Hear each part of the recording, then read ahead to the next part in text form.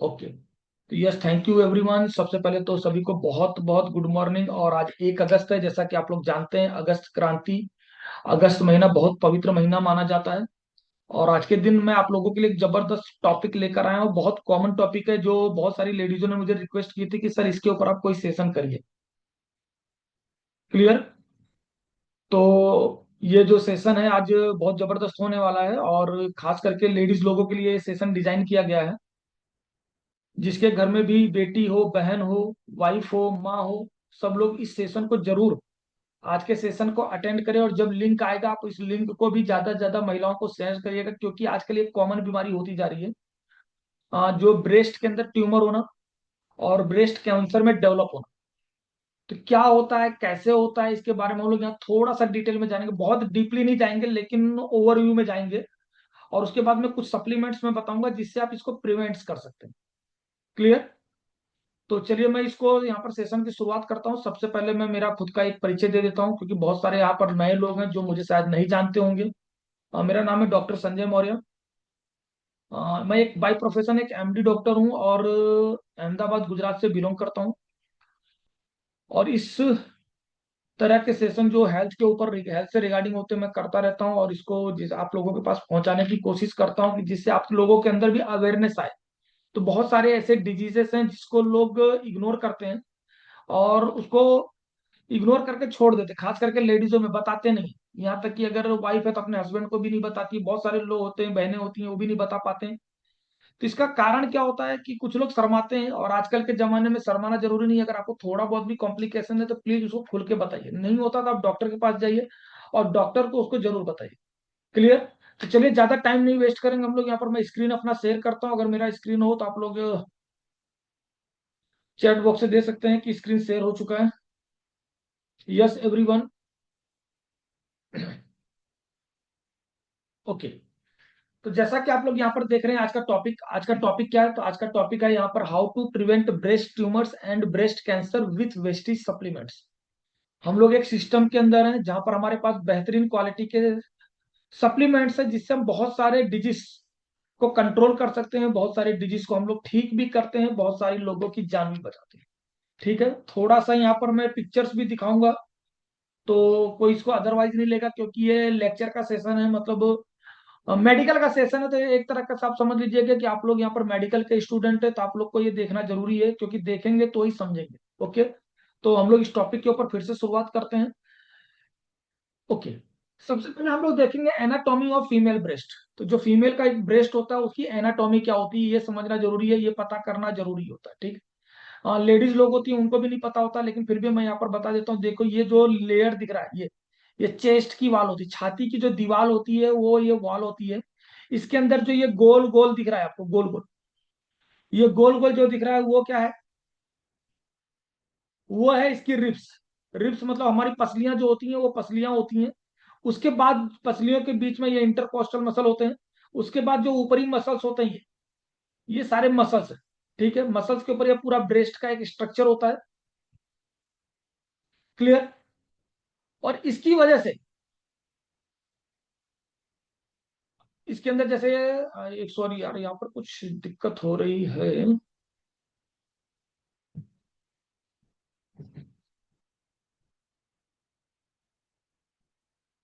Okay.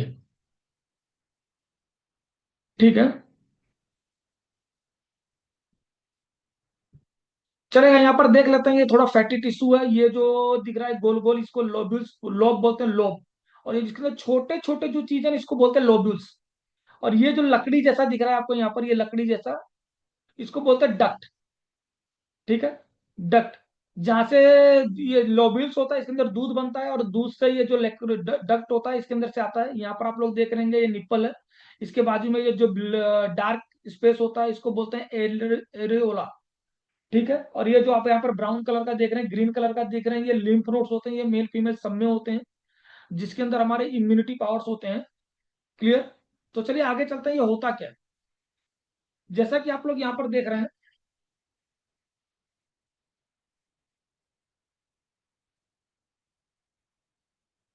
Okay. ये यार हट नहीं रहा है।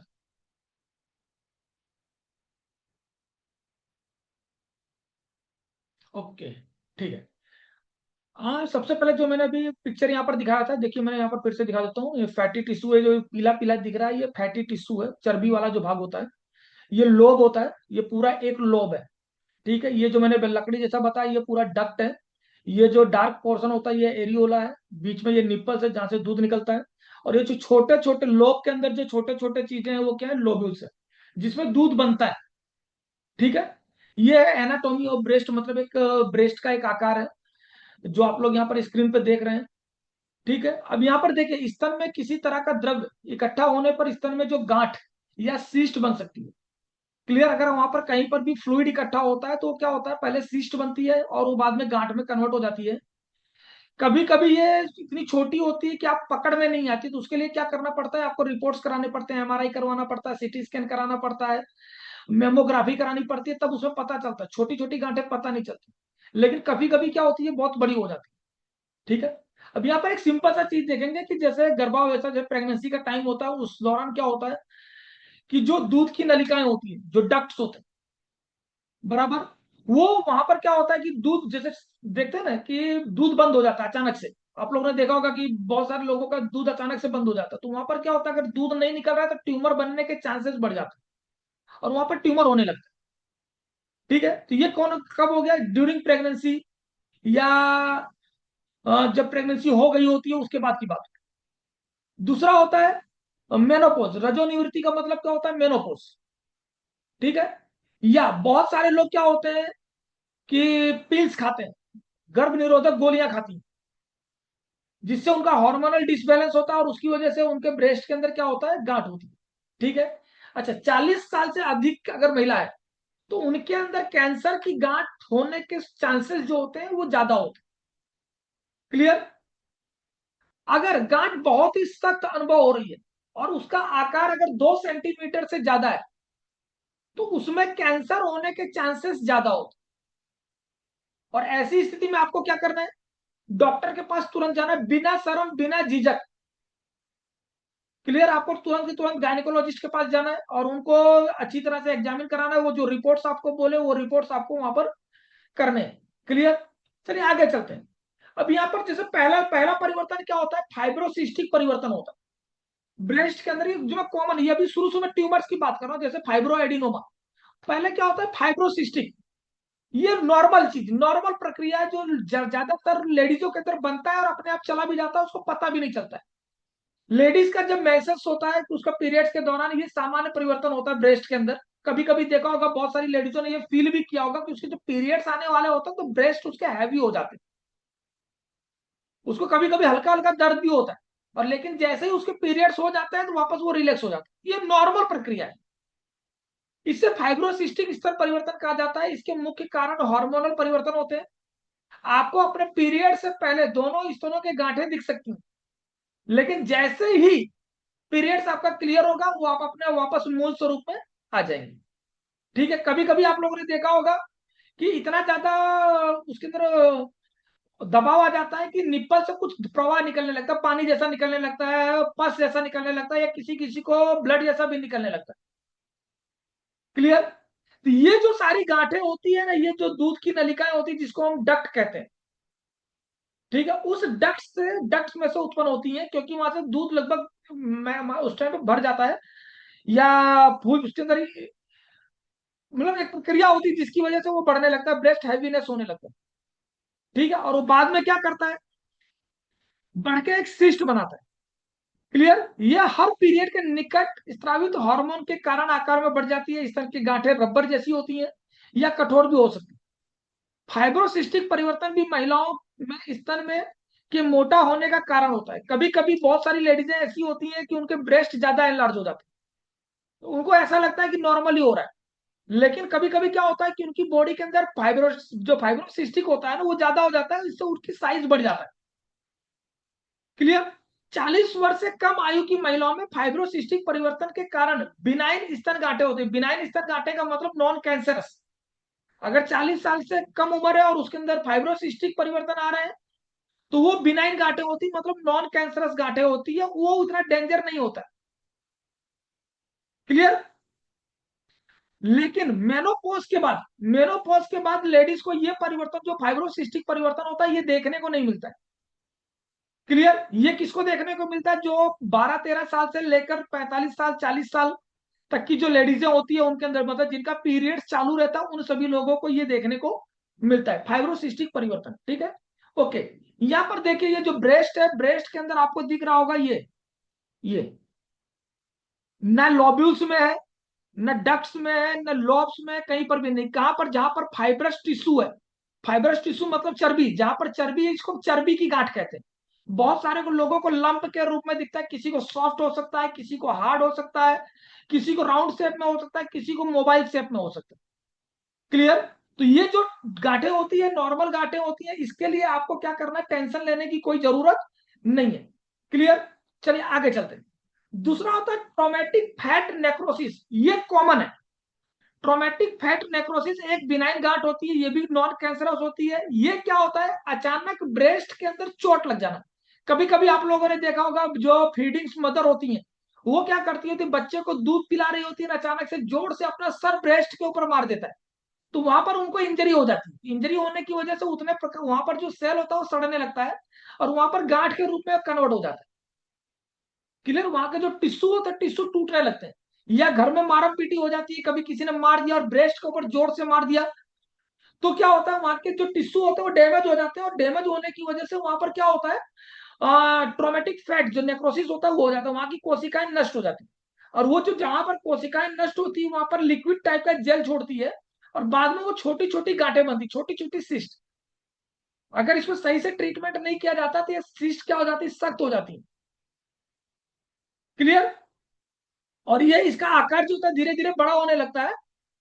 ठीक है, अच्छा।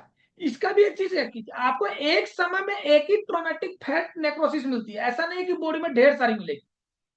ट्रोमेटिक फैट नेक्रोसिस जो गांठ होती है, इसका उपचार करने की आवश्यकता नहीं होती है। ये अगर पड़ी भी रहेगी तो आपको नुकसान नहीं करेगी, अपने आप धीरे धीरे धीरे धीरे क्या होगा? डिजोल्व हो जाएगी। लेकिन यदि गांठ आपको परेशान कर रही है, उसमें पेन हो रहा है, या बार बार आपको इरिटेट कर रहा है, तो आप डॉक्टर से बात करके उसकी सर्जरी करके उसको निकलवा सकते हैं। क्लियर? तो ये आप लोग को जांचना बहुत जरूरी है। ये कैसी होती है इसको यहाँ पर देखेंगे।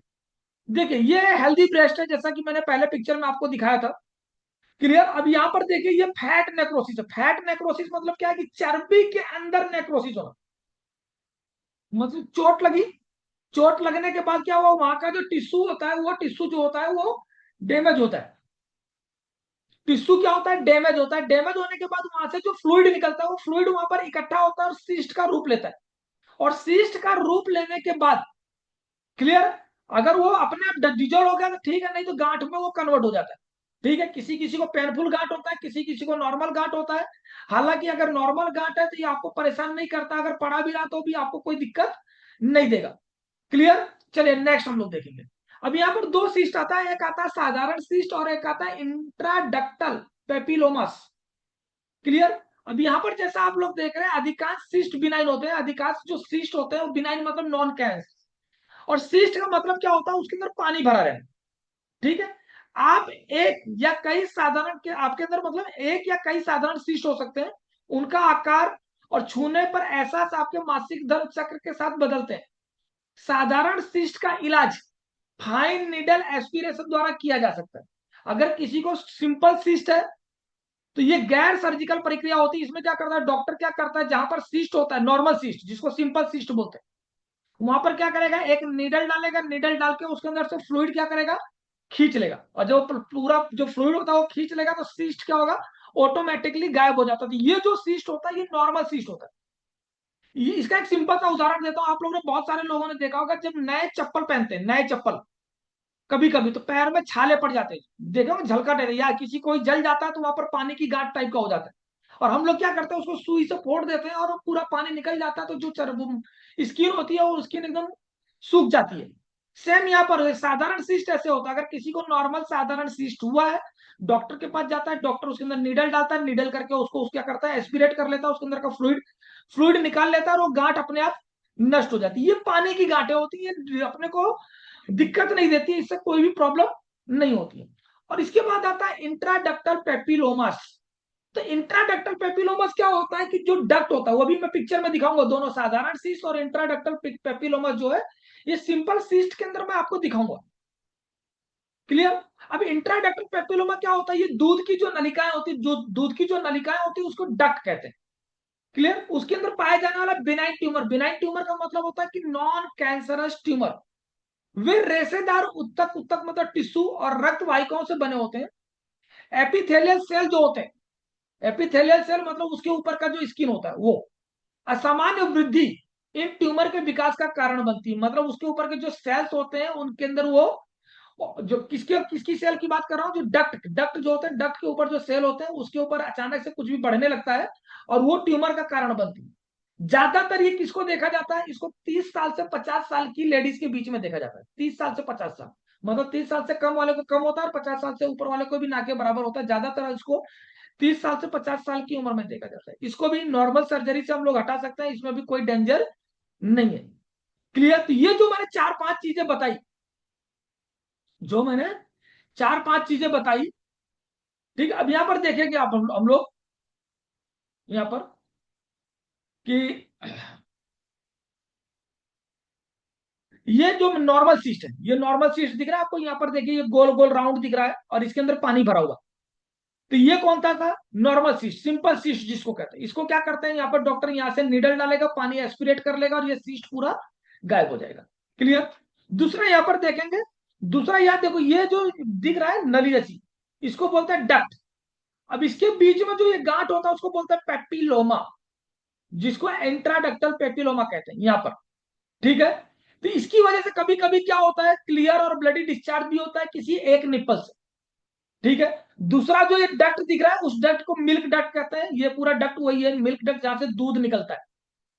क्लियर। लेकिन यहाँ पर इस डक्ट के अंदर भी गांठ होती है जिसको इंट्राडक्टल पेपिलोमा कहते हैं। ये जो मैंने चार पांच चीजें आपको बताई, ये चार पांच चीजें जो है ये नॉन कैंसरस, इस तरह का अगर ट्यूमर्स होता है ब्रेस्ट के अंदर, तो ये सारी की सारी चीजें नॉन कैंसरस होती है।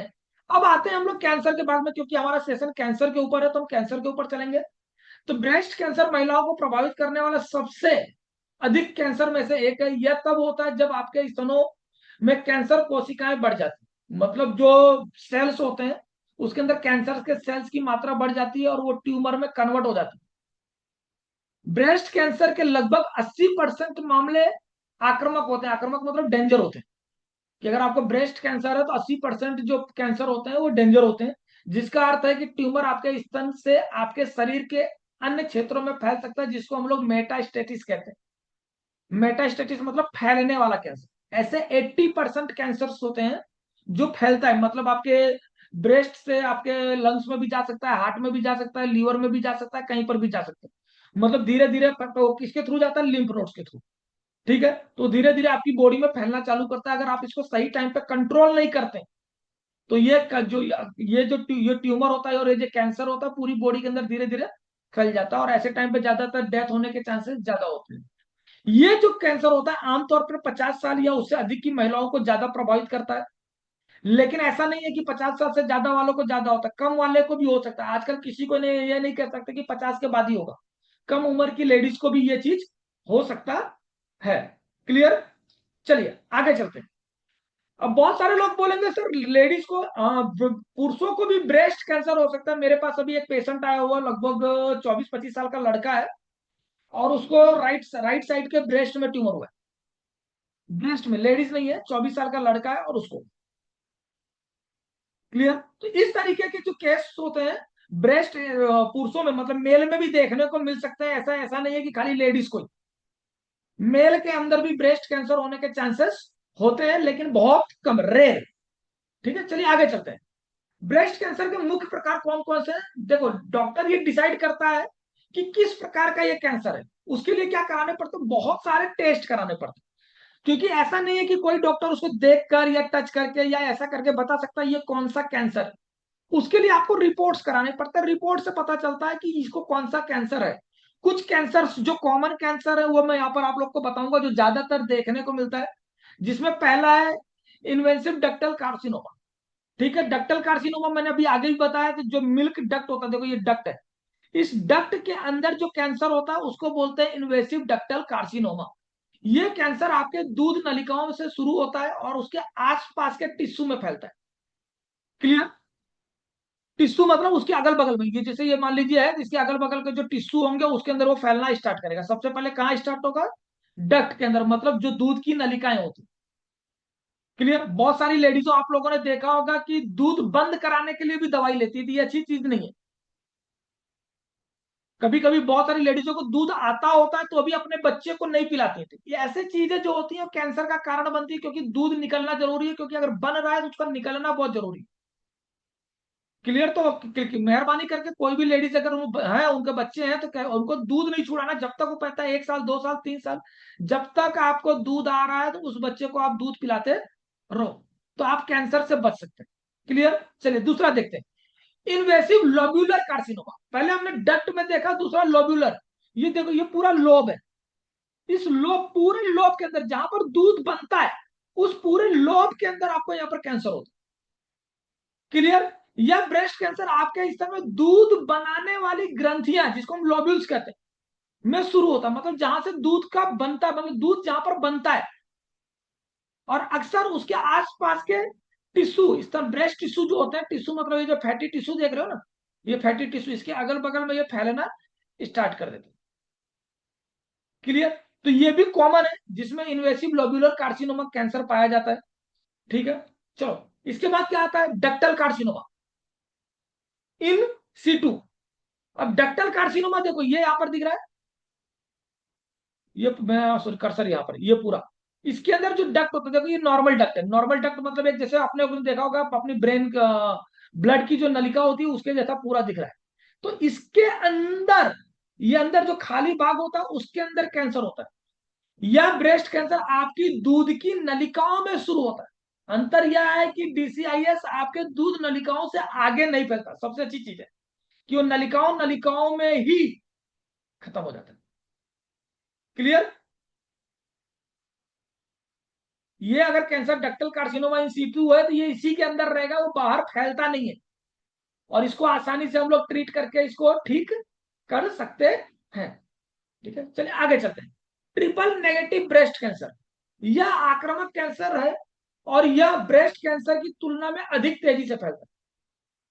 ट्रिपल नेगेटिव ब्रेस्ट, ये देखिए यहां पर दिख रहा है ना आपको, पूरा जैसे ऐसा लगता है कि जैसे पूरा रप्चर हो गया। बहुत स्पीड से फैलता है। इसमें रोकने के लिए आपको ब्रेस्ट को पूरा का पूरा एम्पुटेशन कराना पड़ता है, मतलब उसको निकालना पड़ता है, पूरा ब्रेस्ट रिमूव करना पड़ता है। नहीं तो बहुत इतना स्पीड से फैलता है कि आपकी बॉडी में और अंदर एंटर कर जाएगा, जिससे जानलेवा भी हो सकता है। तो थोड़ा सा डेंजर कैंसर है। ठीक है, चलिए आगे चलते हैं। नेक्स्ट, इन्फ्लामेटरी ब्रेस्ट कैंसर, ये ज्यादातर कॉमन होता है। ठीक है, ये दुर्लभ होता है लेकिन तेजी से बढ़ने वाला कैंसर, आपके स्तर पर दाने जैसा दिखाई देता है, जिसको इजिली लेडीज लोग पहचान सकती हैं। आप लोगों ने देखा होगा जैसे हम लोग को चींटी काटती है ना, तो लाल कलर का वहां पर चत्था पड़ जाता है। तो ऐसा ही चत्था लेडीज के ब्रेस्ट में पड़ जाता है, जिसको हम लोग अर्टिकेरिया कहते हैं। अर्टिकेरिया के जैसे सिम्टम्स दिखने लगते हैं यहाँ पर। ठीक है, अब यहाँ पर देखेंगे इसके सिम्टम्स क्या है। सबसे पहले तो जिस भाग में ये होगा वहां पर क्या होगा, आपको इची होगा, खुजली आएगी, बार बार खुजली आएगी। जितने भाग में वो फैला होगा उतने भाग में रेड रेड हो जाएगा, रेसेस फैलने लगेंगे, कम से कम 1/3 पार्ट ऑफ द ब्रेस्ट आपके। क्लियर? आपके जो ब्रेस्ट की स्किन है, वो स्किन ऑरेंज कलर की हो जाएगी। क्लियर? जैसे आपको वहां पर कलर चेंज लगेगा, ऐसा लगेगा यार लालासपन का हो रहा है, ऑरेंज जैसा। अचानक से जिस ब्रेस्ट में ये पोर्शन हुआ होगा वहां पर अचानक से ब्रेस्ट की साइज बढ़ जाती है। अचानक से आपको लगेगा यार अभी तक तो मेरे को नॉर्मल था, अचानक से मेरी साइज क्यों बढ़ रही है। दूसरा, सबसे इंपॉर्टेंट, बहुत सारी लेडीज इसको अवॉइड करती है, निप्पल रिट्रैक्शन। निप्पल रिट्रैक्शन का मतलब क्या होता है, आप देखिएगा, मैं यहाँ पर दिखाता हूँ। देखिए यहाँ पर निप्पल क्या होता है, ज्यादातर ये बाहर के साइड निकला होता है बॉडी से। लेकिन रिट्रैक्शन में क्या होता है कि जो निप्पल होता है वो अंदर के साइड घुस जाता है। मतलब कौन टाइप का हो जाता है, मतलब बाहर निकलने की जगह पर वो अंदर के टाइप हो जाता है। तो ये ऐसा कुछ अगर आपको डाउट लगता है तो तुरंत के तुरंत आपको डॉक्टर के पास जाना है, उनसे पूरी बॉडी चेकअप करवानी है ब्रेस्ट। क्लियर? उनको डाउट लगेगा तो कुछ रिपोर्ट्स आपके साथ करवाएंगे, और उस रिपोर्ट से क्लियर हो जाएगा कि आपको कैंसर है कि नहीं है, या नॉर्मल है, या डेंजर है, क्या है। तो आप अपने आप उसको बचाव कर सकते हैं। क्लियर? ब्रेस्ट कैंसर के लक्षण और संकेत क्या होते हैं? ज्यादातर देखेंगे आप लोग बगल में जो ब्रेस्ट में या बगल के क्षेत्र में जो गांठें होती हैं सबसे ज्यादा इसके रूप में देखा जाता है। बहुत सारे लोग देखते हैं कि जो नॉर्मल ब्रेस्ट होता है उसी को ब्रेस्ट माना जाता है, नहीं। ब्रेस्ट जो होता है वो अपना जो बगल होता है, आर्मपिट, ये आर्मपिट का जो अंदर का खड्डे वाला भाग होता है, अगर मेरा फोटो देख रहे होंगे तो यहाँ अंदर से ब्रेस्ट की जड़ चालू होती है और यहां से पूरा इस तरीके से आता है। क्लियर? तो बगल में भी अगर गांठें और लगातार वहां पर दर्द हो रहा है या ब्रेस्ट में लगातार पेन हो रहा है तो डाउटफुल है कि वो कैंसर हो सकता है, तो तुरंत चेक कराना है। स्किन की त्वचा लाल होना जो मैंने अभी पीछे बताया तो भी डाउटफुल है कि वहां पर कुछ भी कलरिंग चेंजेस होते हैं तो कैंसर हो सकता है। स्तन में कठोर या दर्द रहित गांठ होना, पेनफुल या पेनलेस किसी भी प्रकार की गांठ हो, तो जैसे अगर छोटी हो या बड़ी हो तुरंत उसका रिपोर्ट कराओ। रिपोर्ट कराने से आपको यह पता चलता है कि ये बिनाइन है कि कैंसरस है। क्लियर? तो अगर कैंसरस है तो तुरंत के तुरंत उसका देखना है, और बिनाइन भी है तो भी उसका ट्रीटमेंट ले लेना, उसको पालना नहीं है। जितना ज्यादा आप पालोगे उतना ज्यादा उसको कैंसर में कन्वर्ट होने में इजी हो जाएगा, पालना नहीं है। दूसरा, एक या दोनों निप्पल्स पर दाने होना, निप्पल के ऊपर दाने होना, ब्रेस्ट के ऊपर नहीं, निप्पल के ऊपर आपको दाने निकलते हैं फुंसी टाइप का, तो डाउटफुल है कि वो कैंसर हो सकता है। तो इसको समझिएगा प्लीज, इसका स्क्रीनशॉट ले सकते हैं जितनी भी लेडीज हैं या जो भी है, ध्यान रखेंगे। स्तन के आकार में बदलाव होना, आपका जो नॉर्मल ब्रेस्ट है उसका साइज, मतलब साइज चेंज होना या टेढ़ा मेढ़ा होना, कुछ भी होना, वहां पर खड्डे पड़ना, इस तरह का कुछ भी अगर स्तन के आकार में बदलाव होता है तो डाउटफुल है, कैंसर हो सकता है। क्लियर? निप्पल से तरल डिस्चार्ज होना जिससे ब्लड हो सकता है, मतलब निप्पल से किसी किसी को पानी निकलता है, किसी किसी को दूध निकलता है, किसी किसी को पस निकलता है, किसी किसी को ब्लड निकलता है। कुछ भी निकल रहा है तो प्लीज उसको आप क्या करेंगे, तुरंत के तुरंत चेक करवाएंगे, उसका रिपोर्ट करवाएंगे। जरा सा भी लापरवाही आपके लिए जानलेवा हो सकती है। निप्पल का उल्टा होना, जो मैंने भी आपको बताया, रिट्रेक्शन होना, मतलब जो निप्पल बाहर के साइड निकला हुआ वो क्या हो जाएगा, अंदर के साइड हो जाएगा, कौन टाइप का, तो निप्पल उल्टा हो जाता है। स्तन या निप्पल में जलन होना या सिकुड़न होना, मतलब वो सिकुड़ने लगता है, स्क्वीज हो जाता है। तो इस प्रकार के अगर आपको लक्षण दिखते हैं तो ये ब्रेस्ट कैंसर के लक्षण हो सकते हैं। इसको अगर आप जानकारी में रखते हैं तो आप पहचान सकते हैं कि यार मेरे को ये प्रॉब्लम हो रही है कि नहीं हो रही है। अगर नहीं हो रही है तो टेंशन फ्री हो जाओ, और हो रही है तो जाके तुरंत रिपोर्ट कराओ। जितना जल्दी आप रिपोर्ट कराएंगे उतना जल्दी आपका उसको इलाज होगा और उतना जल्दी आप ठीक हो जाएंगे। क्योंकि आजकल खास करके कोविड के बाद से ब्रेस्ट कैंसर के केस बहुत स्पीड से बढ़ रहे हैं, और इसके बहुत सारे कारण है, मैं भी आगे बताऊंगा कि कारण क्या है। ब्रेस्ट में गांठ होने का लक्षण पता नहीं चलता, यदि आप स्तनों में गांठ महसूस करते हैं तो घबराए नहीं। अधिकांश स्तन गांठ कैंसर नहीं होता, हालांकि स्तन पर किसी भी तरह की गांठ नजर आए तो तुरंत ही डॉक्टर के पास जाएं और उनकी सलाह को माने। क्लियर? चलिए आगे चलते हैं। साइन ऑफ ब्रेस्ट कैंसर, यहां पर ये पिक्चर का भी आप लोग स्क्रीनशॉट ले सकते हैं। सबसे पहला, ब्रेस्ट के ऊपर लम्प्स होना, चर्बी की गांठ जिसको हम लोग कहते हैं। दूसरा, निप्पल से डिस्चार्ज होना जो मैंने पीछे बताया। दूसरा, डिम्पलिंग होना, बहुत सारे लोगों ने देखा होगा गाल के अंदर डिंपल पड़ता है, लाइक प्रीति जिंटा, उसके गाल में डिंपल पड़ते हैं। तो यहां पर ब्रेस्ट में डिंपल पड़ता है, मतलब कोई एक भाग अंदर की तरफ घुस जाता है, तो डिंपलिंग पड़ना, तो ये भी डेंजर है। ब्रेस्ट और निप्पल के अंदर पेन होना, अगर पेन हो रहा है ब्रेस्ट में या निप्पल में, कांस्टेंट पेन हो रहा है तो तुरंत डॉक्टर को दिखाना। निप्पल रिट्रैक्शन मैंने बताया, इनर विजन, वो अंदर की तरफ घुस जाता है, बाहर की तरफ की जगह पर, ये 2-3 बार मैं बता चुका हूं। रेडनेस, ब्रेस्ट के ऊपर किसी भी प्रकार की लालिमा आना, अगर लालिमा आ रही है तो वो डेंजर हो सकती है। Change to the skin texture, colour change होना, ब्रेस्ट की स्किन के ऊपर कलर चेंज होना, अगर कलर चेंज हो रहा है तो कुछ गड़बड़ है। ठीक है? ये देखिए यहां पर लिम्फ नोड होते हैं, लिम्फ नोड के अंदर कोई भी चेंजेस होता है तो भी कैंसर हो सकता है, क्योंकि ज्यादातर कैंसर लिम्फ नोड्स के अंदर ही इफेक्ट करते हैं। ठीक है? या ब्रेस्ट के अंदर या निप्पल के अंदर स्वेलिंग होना, सूजन आना, ये सारे साइन ये दिख रहे हैं तो आपको घबराना नहीं है, आपको डॉक्टर के पास जाना है, उसको चेक करवाना है, रिपोर्ट्स करवाने हैं, और उसके बाद उसका जो भी ट्रीटमेंट होता है वो ट्रीटमेंट होता है। पहले डॉक्टर कोशिश करता है कि वो दवाइयों से ठीक हो जाए, अगर डेंजर जोन में है तो तुरंत ही वो उसको सर्जरी के लिए सजेस्ट करते हैं। क्लियर? तो ये सारे साइन एंड सिम्टम्स आप लोग को समझ में आ गए होंगे। हम लोग आगे चलेंगे, ब्रेस्ट ब्रेस्ट कैंसर होने के कारण क्या है ये भी आप लोग जानेंगे। क्लियर? ब्रेस्ट होने के कारण में सबसे पहला आता है एज। लेडीज में जैसे मैंने बताया कि 50 साल के ऊपर जो लेडीजें होती है उनमें खतरा बढ़ जाता है। पीरियड्स जैसे बंद होते हैं उसके बाद इसके खतरा बढ़ने के चांसेस ज्यादा होते हैं। दूसरा, आनुवांशिक। आनुवांशिक का मतलब क्या होता है कि अगर आपके परिवार में किसी को ब्रेस्ट कैंसर था तो आपके यहाँ भी ब्रेस्ट कैंसर होने के चांसेस होते हैं, जिसको हम लोग वारसागत कहते हैं। क्लियर? यानी घर में किसी एक को हुआ है तो दूसरे को होने के चांस है। मतलब माँ को हुआ है तो बेटी को हो सकता है, दादी को हुआ तो पोती को हो सकता है, किसी को भी हो सकता है। मतलब अगर आपकी फैमिली हिस्ट्री में किसी को कैंसर हुआ है, ब्रेस्ट कैंसर, तो घर में किसी को भी लेडीज को कैंसर होने के चांसेस बढ़ जाते। क्लियर? स्तन कैंसर या स्तन गांठ का इतिहास। जिन महिलाओं में पहले स्तन कैंसर का निदान किया जा चुका है, किसी को हो सकता है कि 15 साल, 20 साल, 30 साल की उम्र में उसको पहले ब्रेस्ट कैंसर हुआ था, उसका निदान कर चुके हैं, कुछ भी कर चुके हैं, तो उसको फिर से रीअपियर होने के चांसेस बहुत ज्यादा होते हैं। ये ज्यादातर होती है कि 5 साल, 10 साल के बाद फिर से वो रीअकर करता है। अगर हम लोग उसको सर्जरी कराते हैं या कुछ भी कराते हैं तो भी रीअकर होता है। दूसरा, एस्ट्रोजन और स्तनपान के लिए एक्सपोजर। क्लियर? एस्ट्रोजन के लिए विस्तारित जोखिम स्तन कैंसर के जोखिम को बढ़ाता है। बहुत सारे लोग, ये एक एस्ट्रोजन एक हार्मोन है और इसके लिए बहुत सारे लोग गोलियां लेते हैं, लेडीज, वो भी डॉक्टर की सलाह के बिना, मेडिकल से कहीं से भी पढ़ चुड़ के उसको लेती हैं।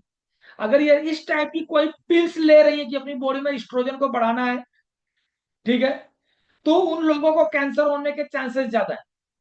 बहुत सारे लोग मेंसेस के लिए भी डॉक्टर की सलाह के बिना गोलियां ले लेती हैं, जबरदस्ती उसको रोकने के लिए गोलियां ले लेती हैं। मतलब हार्मोनल डिसबैलेंस के लिए अगर आप कोई भी गोली ले रहे हैं तो उससे ब्रेस्ट कैंसर होने के चांसेस ज्यादा हो। शरीर का वजन मेनोपोज के बाद, मतलब जब पीरियड्स उनके बंद होते हैं उसके बाद अचानक जिसका वजन बढ़ने लगता है लेडीज का, ऐसी लेडीज में स्तन कैंसर होने के रिस्क बहुत ज्यादा होता है, क्योंकि उनके अंदर एस्ट्रोजन का जो लेवल होता है बहुत हाई हो जाता है। क्लियर?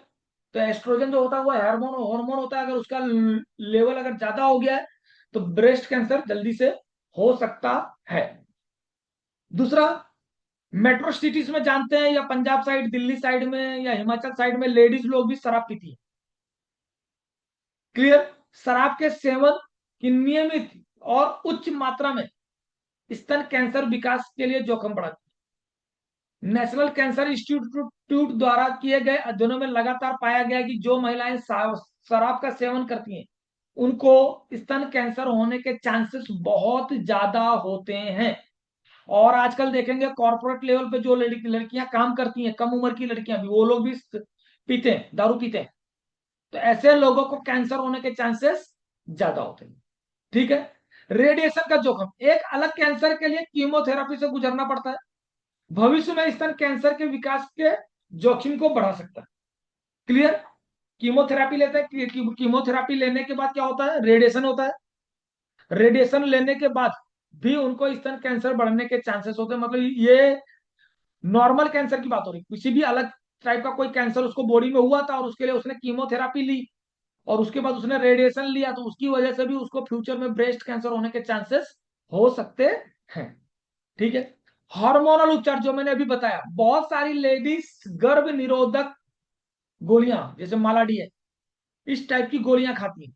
तो ऐसे लोग अगर ज्यादा मात्रा में रेगुलर बेस पे गर्भ निरोधक गोलियां ले रही हैं तो ऐसे लोगों को भी ब्रेस्ट कैंसर होने का खतरा थोड़ा सा बढ़ सकता है।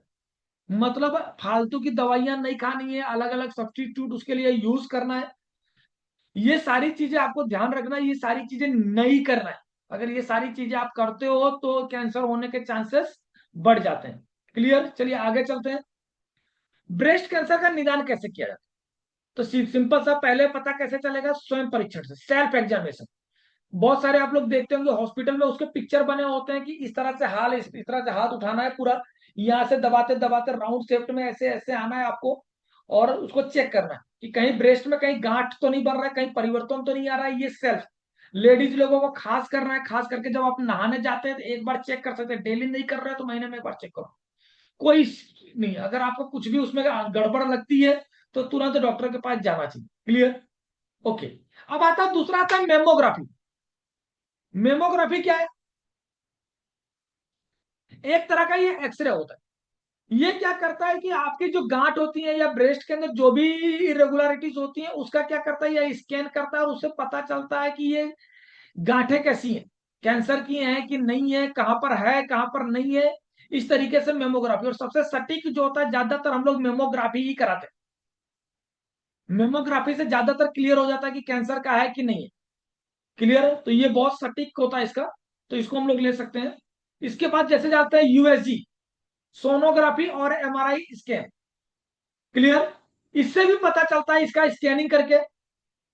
ब्रेस्ट की सोनोग्राफी होती है, बहुत सारे डॉक्टर्स अभी उनके पास, जिसके पास मेमोग्राफी अवेलेबल नहीं होता, तो वो लोग क्या करते हैं, ब्रेस्ट की सोनोग्राफी करके भी वो बताते हैं कि भाई ये लंप्स है, सीस्ट है, या कठिन हो गया है, हार्ड हो गया है। एमआरआई स्कैन से पता चलता है।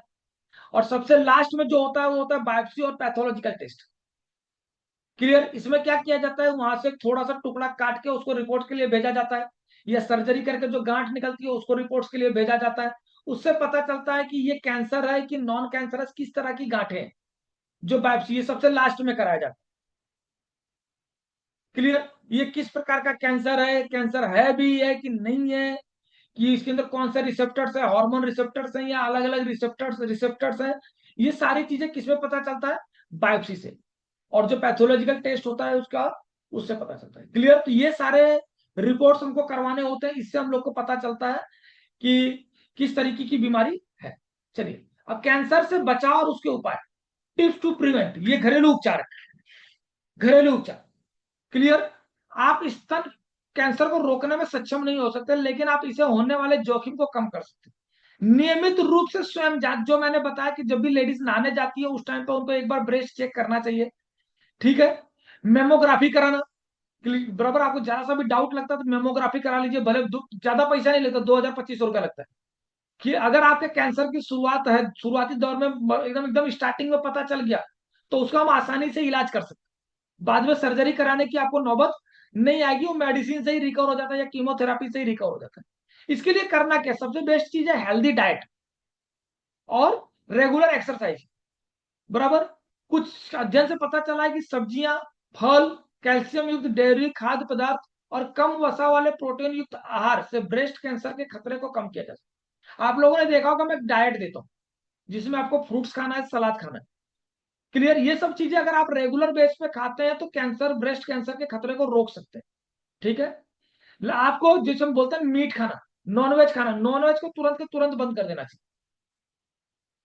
जितना जल्दी आप बंद कर देंगे उतना आपके लिए अच्छा रहेगा, कैंसर के उससे आप बच सकते हैं। अगर जरा सा भी आपको डाउट लगता है कि यार छोटी सी गांठ हुई है, तो तुरंत ही नॉनवेज बंद करिए। साथ साथ ही अपने वजन को कंट्रोल में करिए। अगर आपका वेट बढ़ रहा है तो उसको कंट्रोल करिए। मैंने पीसीओडी के टाइम पे भी बोला था कि आप लोग जितना हो सके उतना अपने आपके वजन को कंट्रोल करिए। आजकल तो हमारे पास मशीन भी आ गया, उससे आपको पता चलता है कि भाई आपको कितना वेट रखना है, कितना नहीं रखना। तो कोशिश करिए कि अपने वेट को मैनेज करके रखिए। क्लियर? और हेल्दी डाइट रखिए और रेगुलर एक्सरसाइज। मैं लेडीज लोगों को ज्यादातर बोलता हूँ योगा करिए, या तो आजकल जुम्बा क्लासेस चलते हैं बहुत, जुम्बा क्लासेस करिए। क्लियर? जुम्बा क्लासेस अगर आप लोग करते हैं तो उससे भी आपको बहुत सारा फायदा मिलता है। ठीक है? नहीं है तो एरोबिक्स करिए। वो भी नहीं आता है तो डांस करिए, यूट्यूब में डांस लगाइए और डांस करिए, बेले डांस करिए, उससे आपका फुल एक्सरसाइज हो जाता है। और ये भी नहीं आता तो कुछ नहीं आता तो आप बैडमिंटन खेलिए, फुल और रैकेट आता है जो, बैडमिंटन खेलिए, सबसे बेस्ट एक्सरसाइज। आधा घंटा अपने बच्चों के साथ खेल सकते हैं, भाई बहन से आपस में खेल सकते हैं, पापा के साथ खेल सकते हैं, किसी के साथ भी, लेकिन बैडमिंटन खेलिए। जितना ज्यादा आप एक्सरसाइज करेंगे उतना आपके लिए अच्छा रहेगा। समय समय पर स्वयं परीक्षण और मेमोग्राफी, जो मैंने पहले ही बताया आपको, रेगुलर बेस पे आपका अपना अपने ब्रेस्ट को चेक करते रहना है। और जरा सा भी डाउट लगता है तो तुरंत ही उसका मेमोग्राफी करा देना है, तुरंत ही। टाइम वेस्ट नहीं करना है कि मैं इधर दौड़ू उधर दौड़ू, डॉक्टर के पास जाओगे डॉक्टर तुरंत ही बोलेगा कि मेमोग्राफी करा दो। ठीक है? सिगरेट है, बीड़ी है, तंबाकू है, गुटखा है, इन सब चीजों से बचना है। लेडीज की बात हो रही है, जितना ज्यादा हो सके वहां तक व्यसन से आपको बचना है। व्यसन करेंगे तो उतना फास्ट कैंसर आपकी बॉडी में फैलेगा। क्लियर।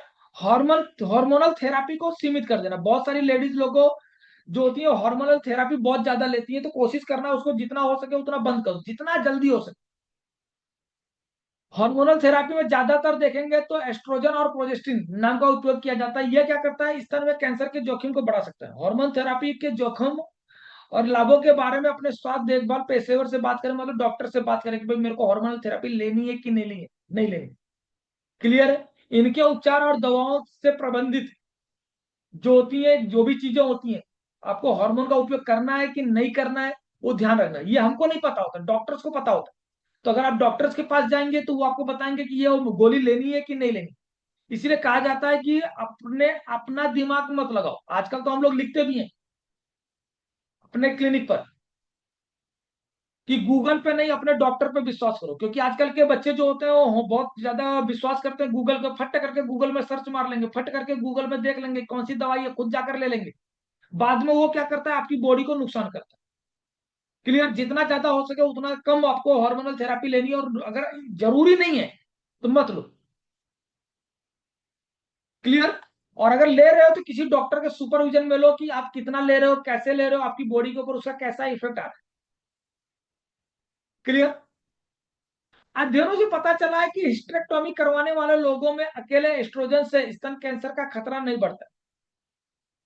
हिस्टेरेक्टोमी क्या होता है, हिस्टेरेक्टोमी का मतलब होता है गर्भाशय को निकाल देना। मतलब बॉडी में से, लेडीज की बॉडी में से गर्भाशय का ऑपरेशन करके उसको निकाल देना। तो अगर उनका गर्भाशय निकल चुका है तो उनको ब्रेस्ट कैंसर होने के चांसेस बहुत कम हो जाते हैं, क्योंकि उनका एस्ट्रोजन जो लेवल होता है वो ज्यादा बढ़ता नहीं है। ठीक है। एस्ट्रोजन क्या करता है, ब्लड के अंदर थक्के बनाता है। ठीक है। स्ट्रोक करने में मदद करता है एस्ट्रोजन, खास करके लेडीज की बात हो रही है।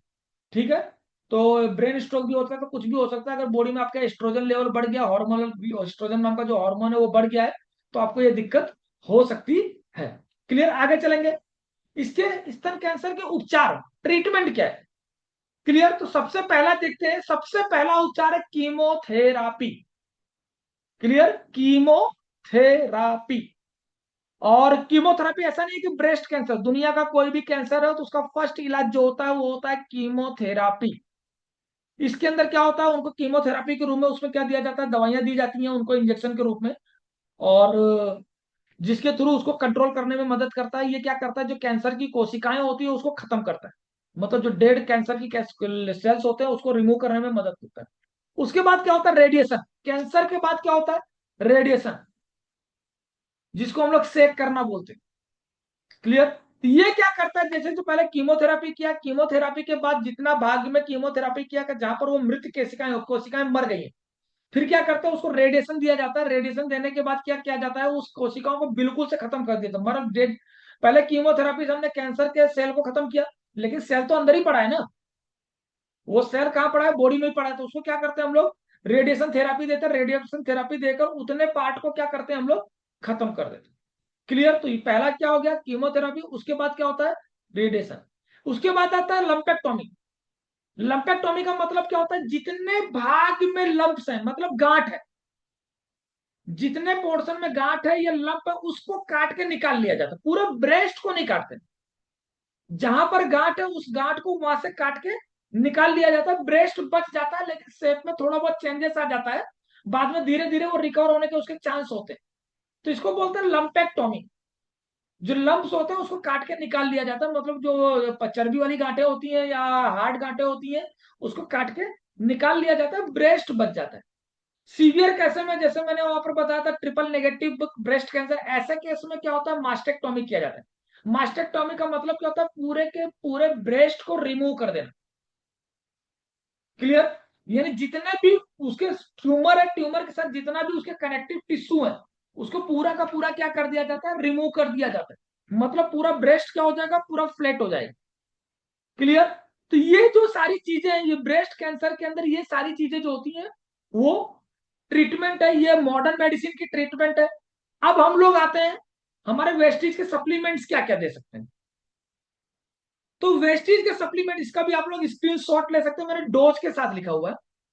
अब यहाँ पर देखिए, अगर ब्रेस्ट कैंसर है तो पहला प्रोडक्ट हमारे पास है कर्क्यूमिन प्लस, जिसके अंदर आप लोग जानते हैं कि कर्क्यूमिन जो करता है वो कीमोथेरापी का काम करता है। जैसा कि हम लोग कीमोथेरापी, मैंने बोला पहला ट्रीटमेंट हमारा क्या है, कीमोथेरापी। तो यहाँ पर जो हमारा पहला प्रोसीजर है वो है कर्क्यूमिन प्लस। 4 गोली सुबह, 4 गोली शाम को पानी में, गर्म पानी में घोल के लेना। क्लियर? ये क्या करता है, कैंसर, जो कैंसर के कण होते, कैंसर के सेल होते हैं, उसको डिस्ट्रॉय करने का काम करता है। सेम चीज नोनी। नोनी आप लोग सभी लोग जानते हैं, ये भी कैंसर के ऊपर जबरदस्त काम करता है नोनी। ये क्या करता है, जैसे आप लोगों को सभी को पता है कि नोनी का काम क्या है, तो नोनी क्या करता है, जो अपने सेल होते हैं, सेल के मुंह को खोलता है। क्लियर? अब जैसे आपने सेल का मुंह नोनी लिया, सेल का मुंह खोला, फिर आपने क्या किया, कर्क्यूमिन लिया, तो कर्क्यूमिन क्या करेगा, उसके अंदर जाएगा सेल के अंदर, और जो डेड सेल है, कैंसर के सेल है, उसको क्या करेगा, ये खत्म करेगा। इसकी डोज देखिएगा, डोज बहुत इंपॉर्टेंट। 4 गोली सुबह, 4 गोली शाम को, नोनी भी 4 गोली सुबह, 4 गोली शाम को। इसके बाद आता है फ्लैक्स ऑयल। फ्लैक्स ऑयल होता है वो 4 गोली सुबह, 4 गोली शाम को। क्लियर? इसके बाद स्पारुलिना, जैसे जानते हैं कि सबसे ज्यादा प्रोटीन इसमें होता है, तो 4 गोली सुबह, 4 गोली शाम को, ये भी कैंसर के सेल को खत्म करने में महत्वपूर्ण भूमिका निभाता है। सबसे इंपॉर्टेंट कर्क्यूमिन के बाद वो आता है गैनोडर्मा। क्लियर? गैनोडर्मा। गैनोडर्मा भी क्या करता है, हमारी बॉडी में कहीं पर भी अगर कैंसर के सेल है, कहीं पर भी, ऐसा नहीं कि ब्रेस्ट में, कहीं पर भी, तो ढूंढता है उसको कि यार कैंसर के सेल कहाँ है, गांठे कहाँ है, तो ढूंढ के उसको खत्म करने में मदद करता है कैंसर। क्लियर? शतावरी है, 2 गोली सुबह, 2 गोली शाम को, ये हार्मोनल डिसबैलेंस जो होता है उसको रोकने में मदद करता है। क्रैनबेरी सेम चीज।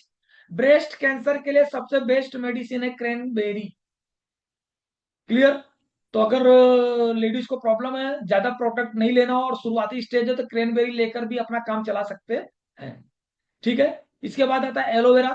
ये तो नॉर्मल मेडिसिन है, इतनी सारी मेडिसिन ले रही है तो आपको गैस एसिडिटी कब्जियत ना हो जाए, इसलिए यहाँ पर एलोवेरा ऐड किया गया। अब यहाँ पर सबसे इंपॉर्टेंट चीज है, अगर कैंसर है तो ये ट्रीटमेंट ले रहे हैं, और कैंसर नहीं है, कैंसर नहीं है, नॉर्मल ट्यूमर है, तो डोज क्या करने, आधे कर देने। डोज आधे कर देने का मतलब, कर्क्यूमिन 2 गोली सुबह, 2 गोली शाम को, नोनी 2 गोली सुबह, 2 गोली शाम को, फ्लेक्सवेल 2 गोली सुबह, 2 गोली शाम को, स्पार्ना 2 सुबह 2 शाम को, गेनोडर्मा 2 सुबह 2 शाम को, शतावरी 1 सुबह 1 शाम को, क्रेनबेरी सेम रहेगा 1 सुबह 1 शाम को, और एलोवेरा 1 सुबह 1 शाम को। नॉन कैंसरस है तो हाफ डोज, कैंसरस है तो जो डोज दिया है यही डोज देना है।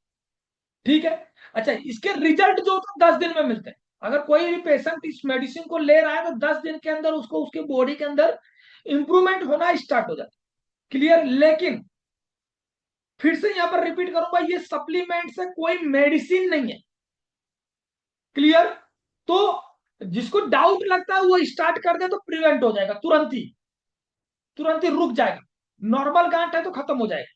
कैंसर की गांठ है तो उसमें भी सपोर्ट मिलता है। बहुत सारे मैंने कैंसर के पेशेंट जिन्होंने कीमोथेरापी लिया था फिर भी ठीक नहीं हुआ, और अपने सप्लीमेंट से वो ठीक हुए। तो ये एक तरह का है। ठीक है? अगर इसको आप रेगुलर बेस पे भी खाते हैं, रेगुलर बेस पे, जिसे भी कि एक हेल्थ सप्लीमेंट, तो एक एक करके ले सकते हैं। हालांकि इसमें से शतावरी क्रैनबेरी को छोड़ के मैं खुद सारे सप्लीमेंट्स खाता हूँ। तो आप लोग भी इसको एज ए हेल्दी डाइट के रूप में ले सकते हैं कि मेरे को फ्यूचर में कोई कॉम्प्लिकेशन ही ना आए, तो आप एक एक गोली सुबह शाम करके खा सकते हैं। क्लियर? तो ये थे वेस्टीज के सप्लीमेंट्स जो हमारे ब्रेस्ट कैंसर के अंदर काम आते हैं। ठीक है? तो यहाँ पर thank you very much everyone, और किसी को अगर कोई क्वेश्चन है तो मैं इसको हटा रहा हूँ, आप लोग मेरे से क्वेश्चन कर सकते हैं इसके रिगार्डिंग, मैं आपको जवाब दूंगा। तो thank you very much. Yes. Okay. चलिए, अगर किसी का कोई क्वेश्चन है तो वो लोग हैंड रेस कर सकते हैं। मैं पहले इसको वो बंद कर देता हूँ, रिकॉर्डिंग स्टॉप कर देता हूँ, क्योंकि क्वेश्चन आंसर नहीं दिखाएंगे हम लोग।